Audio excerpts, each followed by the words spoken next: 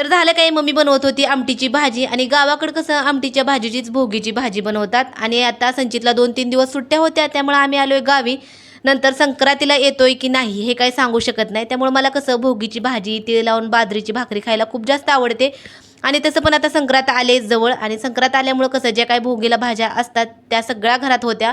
त्यामुळे मम्मीला म्हणलं चला आता भोगीची भाजी बनव. आता मम्मी भोगीची भाजी कशी बनवते ते तुम्हाला सांगते.